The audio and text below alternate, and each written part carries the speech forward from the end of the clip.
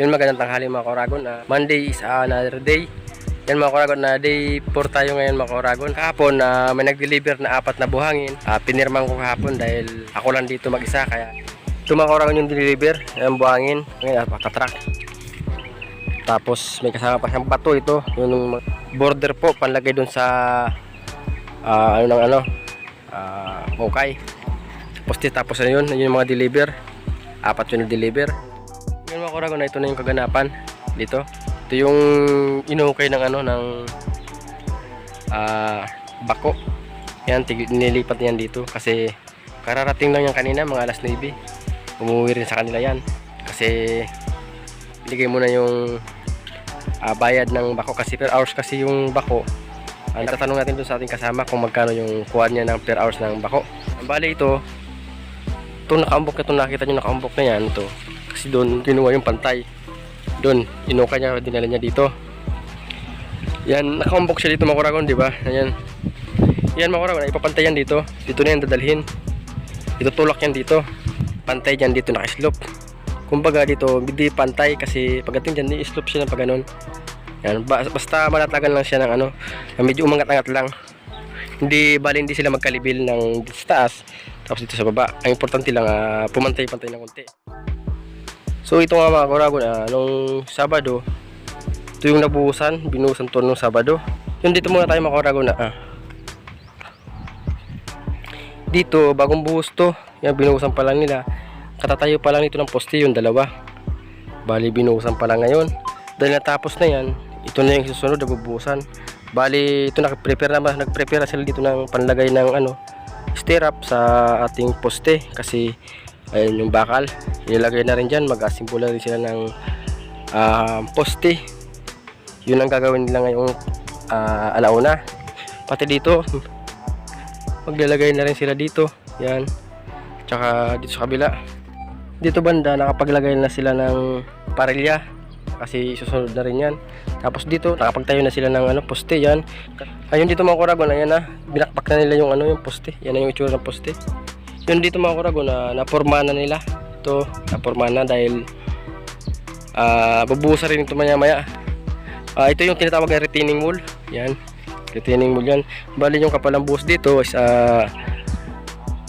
6 inches yung kapal ng buhos. Yan, bali nagkaroon sila dito mga Koragon ng stopper sa loob niyan.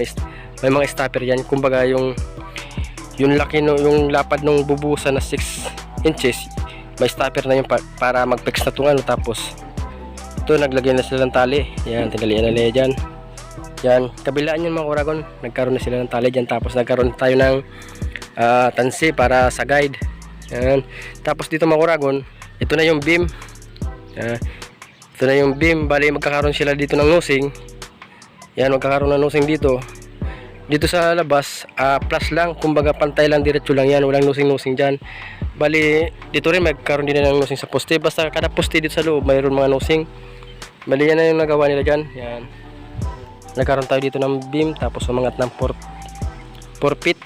Tapos beam naman kasi ito yung magiging level ng ating lupa. Yan, hanggang doon sa dulo sa taas kasi nga tulad ng sinabi ko, mataas doon banda, pinakamataas na lugar yung, kaya ito na yung pinakalibil niya. Yan, ito na yung pinakalibil, kaya nagkaroon tayo dito ng retaining wall kasi yung malakas kasi yung impact ng lupa pag itinapon dito, matatambakan kasi ito ng gusto ng lupa, kaya ginawa dito retaining wall dyan. Tapos yung poste natin, bali 12 piraso tong 12 piraso tong patayo na yan. Tapos dito sa loob, ginamit din dito 16 mm yung sa niya, sa horizontal niya. Ayan, nakatali na siya dyan. Tapos dito paporma na rin yan. Pag naporma na rin yan, sabay na yan sa buhos. Siguro baka di nabuhusan ngayon kasi baka apikin na, tapos medyo samang panahon. Yan, basta pag naporma yan, baka bukas kaya nating buhusan yan.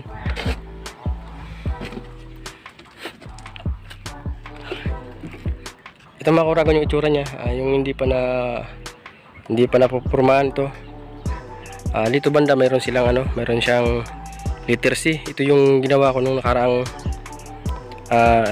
vlog ko, yung day 1 natin. Kung hindi nyo pa napanood, panoorin nyo yun. Ito Ito yung ginawa natin ng letter C. Bali pagkakapitan kasi ito ng ng beam, kasi yung beam natin isa 6 na piraso siyang naka-horizontal. Yan, kaya nagkaroon dito ng letter C. Tapos ito yung itsura niya.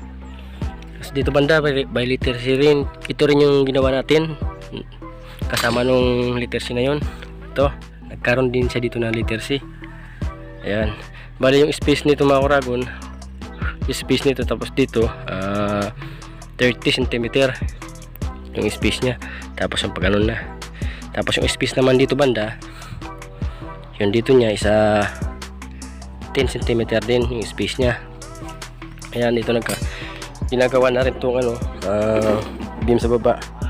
Tapos magkakaroon din dito ng retaining wall. Ang ganda lang siguro mga kuragon, hindi to isasagad dahil matas na rin yun eh. Kasi dito na lang yung ilalagay. Siguro baka mamaya ito malagyan na rin nila to ng parilya, tapos malagyan na nila ng poste. Balikan natin yun mamaya pag nalagyan na nila ng poste. Pati dito mga kuragon, baka malagyan na to mamaya ng poste, kaya balikan natin yan mamaya pag nalagyan na nila, dahil mayroon na sila dito tansi. Yan, kasi ito yung tansi na to, ito yung susundan nila ng layout sa ating poste. Yan, ito yung susundan. Ito mga kuragon, di pa to naka-apex, kumbaga tinayo pa lang nila. Yan, sa hulog pa nila yan, kaya hindi pa yan pinaka accurate na na okay na. Tapos yung beam na yun ay didiretso yun. Tingnan mga kuragon, yung taas nun, yung beam na yun papunta yan dito. Bali dito siguro sasagad na yan, diretso dun, mag-okay na rin tayo papunta doon sa dulo.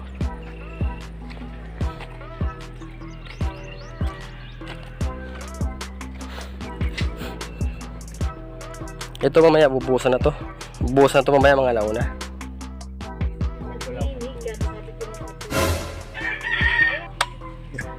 Yan mga kuragon, abang nagpapahinga, mag-welding ng tapaludo ng motor kasi natanggal. Ayan, sira. Ito, putol. Ayan, putol. Ito pala yung putol, oh. Ayan, putol.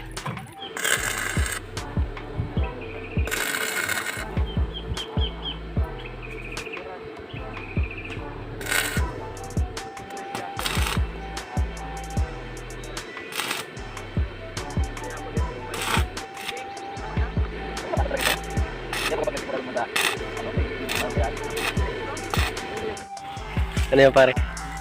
Pelikula. Ha? Pelikula. Uy. Pero labanan na.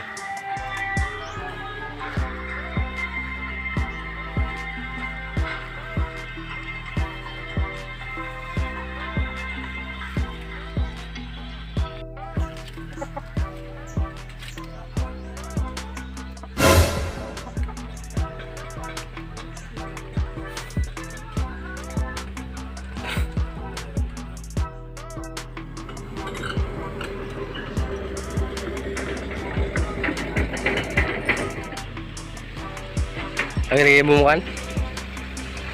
Ang ginigay mo? Ayan, yung karagon. Dinugtong niya yung hose. Yan, dinugtong niya yung hose papunta sa taas. Punta doon, sa taas. Kasi doon yung barracks namin. Bali, kumunit lang kami dyan sa may chapel. Dyan, nakapag-connect lang kami dyan sa simbahan na yan.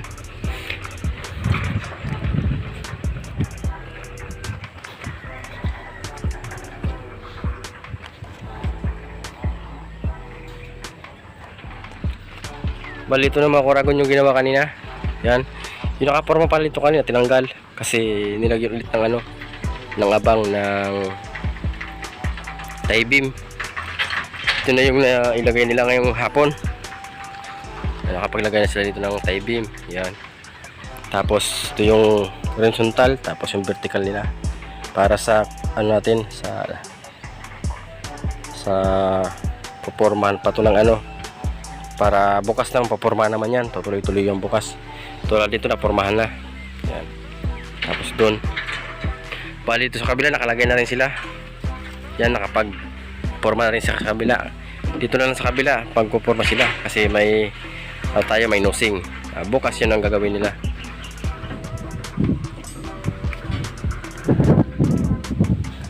So dito nga mga Kuragon, naglagay na sila ng parilya, nakapaglagay na.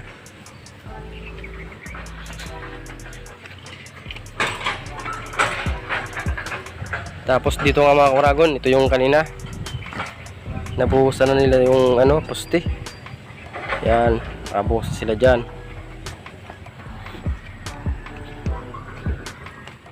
So ayun nga mga Kuragon, nakalagay na rin sila dito ng poste. Tapos poste rin dito, nakalagay na rin sila. Tapos dun nakalagay na rin sila. Bali ngayong hapon natin ito na yung nilagay nila. Bali 4 yung nilagay nila na poste. Yan. Yan. Yung naka eskwala pala yan mga Kuragon, 30 cm yung eskwala na eskwala nila. Tapos tinalian na nila, yung nakatali na sila. Mga nakatali na yan. Yan mga Kuragon, bali sa itong parilya natin, nakaangat yan sa lupa ng 6 inches.